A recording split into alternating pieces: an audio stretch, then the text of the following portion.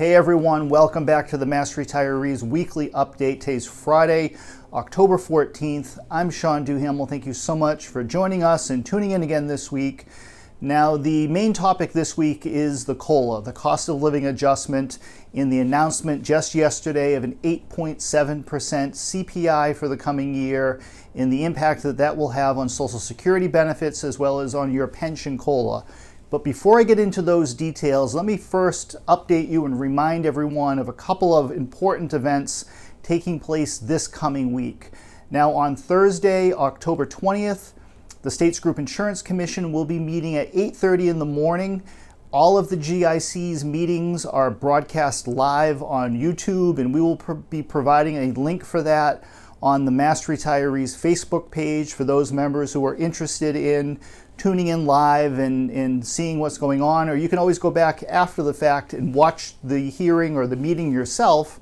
That way you're getting first-hand information in terms of what's happening with health insurance benefits. And let me remind you as well that the activities and the decisions and the policies put in place at the state level by the GIC are important not only to GIC enrollees, but really to all retirees, because the decisions and the policies of the GIC can very quickly become local policy as well. That's why we put so much time and emphasis on what's happening at the state level with health insurance benefits, because they really impact everybody. So what's coming up this coming week on Thursday is that the GIC is anticipated to be voting on in selecting the health insurance plans for the coming fiscal year. As all of you should know by now, the GIC has been engaged in the procurement process now. It started back in the spring. Those bids and so forth are now reaching the critical point where decisions are going to start to be made by the GIC, and we're anticipating that those decisions will begin to become public at this week's meeting taking place on Thursday morning. So if that holds true, there should be big news taking place on Thursday, which leads me into what's going on Friday. Now, this coming Friday, a week from today, at 1 p.m. on October 21st, our association will be holding a members-only virtual teletown hall.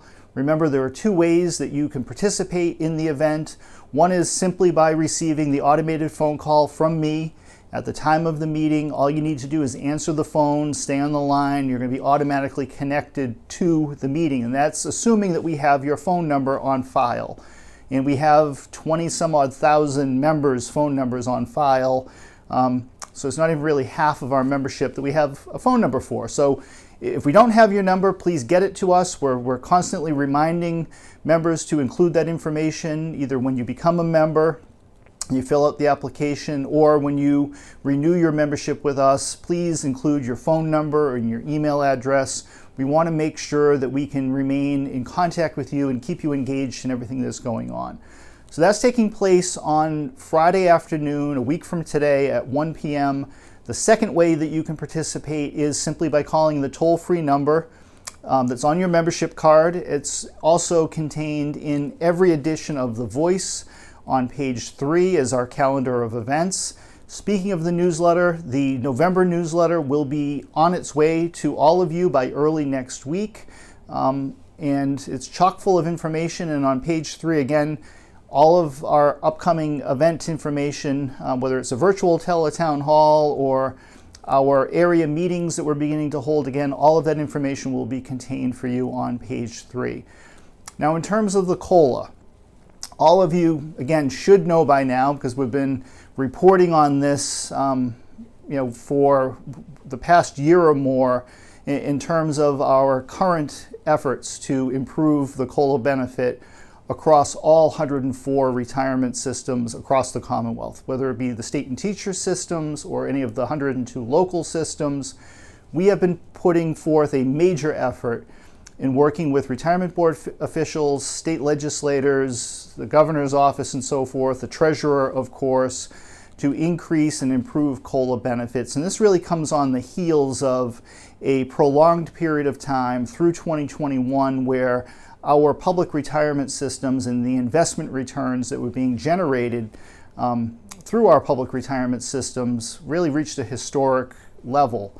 And it has been our position and continues to be our position that the success of our retirement systems should be being shared with the retirees who are the members of the system, who these systems were really set up to benefit in the first place. As all of you know, you're not part of Social Security in terms of being a public worker. So all of your retirement benefits that are being earned during your time as a public employee are being generated through the public retirement system. One of the pitfalls, I should say, or a challenge for our public retirement systems traditionally has been keeping up with inflation in terms of the cost of living adjustment. Now, under Social Security, which applies the annual CPI, which again just yesterday was announced that it will be 8.7% in 2023, that means that Social Security COLAs will be 8.7% on the full benefit.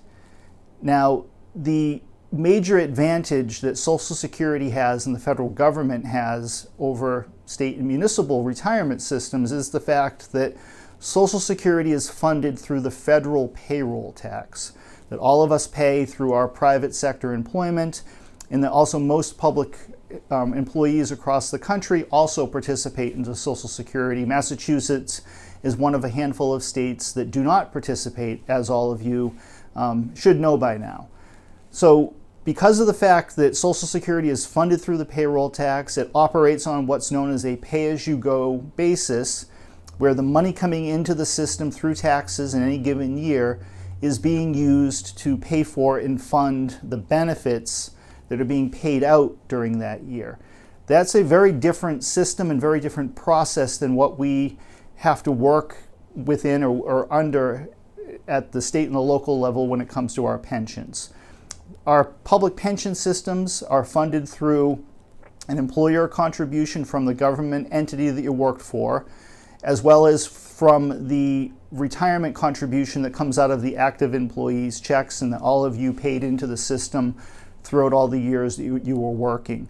Those sources of income or revenue to the system are invested in the financial markets, the stock market, and other investment vehicles, and the returns that are generated through that fund the retirement system.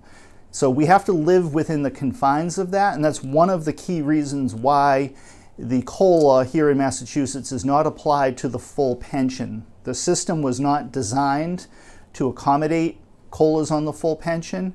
It is something that we have incrementally tried to improve over the years, and this year alone, we now have 33 local retirement systems that have voted to fully to increase the COLA base. And by what I mean by fully is that the retirement board has voted, as well as the local legislative body has approved that increase.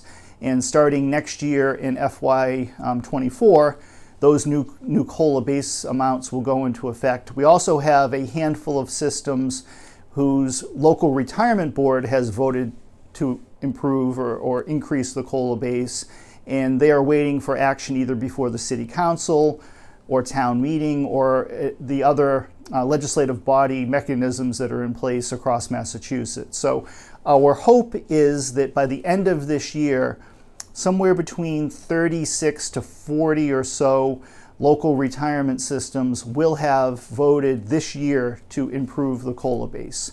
Now, at the same time, we are working closely with state officials, with the legislature, with PERAC, on the ongoing work that is right now taking place to revalue the state and teacher pension funding schedule. And it's our hope that through that process, we will be successful in increasing the COLA base for state and teacher retirees. Now, it's a given that inflation is putting tremendous financial pressure on retirees, or really anyone living on a fixed income. But where your pension is the primary source of retirement income for most retirees here in Massachusetts, that puts increased pressure on our retirement systems to improve the COLA, to keep up with inflation as best we can, and to continue to make those incremental steps forward. At the same time, we are also working with the legislature to achieve final approval of legislation that the governor sent back with correction that was originally included within the state budget. That's House 5124. This is the local option provision that will allow local retirement systems, with the approval of their local governments, to increase the local COLA for the current fiscal year for FY23 from 3% up to 5%. That 5% is the same COLA percentage that has been granted to state and teacher retirees for the current fiscal year. That legislation was approved by the House on July 30th. It remains before the state Senate. And in light of the fact that the CPI was announced, and it just reaffirmed the severe impact of inflation, particularly if you look at food, for instance. All of us are feeling that pinch when we go to the grocery store, but it's particularly difficult for retirees living on a fixed income. So just yesterday, Frank Valeri and I sent a letter to all 40 state senators asking them to please support the passage of House 5124 as soon as possible. We want to provide the time necessary for our local retirement systems and local governments to act. Any system that chooses to implement the additional 2% COLA, it will be retroactive to July 1st of 2022. And again, we want to provide the ability for our local systems to act on this as soon as possible. So if you're a local retiree watching this, or if you're a local retirement board member watching this, please take the initiative, contact your local state senator, let them know that this is important to local retirees and local retirement systems, and urge them to do what they can to very quickly, hopefully before the end of October, to pass House 5124, get it back to the House for final approval before the Senate sends it back to Governor Baker for his signature. And we're certain that the governor will support this. We have signed off on the agreement between the governor and the legislative leadership on this issue. It's just a matter of now of getting it done. So with that, I'm going to sign off for this week. I hope you can join us next Friday for our Teletown Hall meeting. Again, look to page 3 of the newsletter. We have 3 in-person meetings taking place across Massachusetts throughout the end of this year, in the Springfield area, on the South Coast, down in Westport, as well as in Auburn, Mass. At the Elks to close the year out in mid-December. So be well, and we will be back to you again next week with the latest news and information for all of you. Take care, everybody.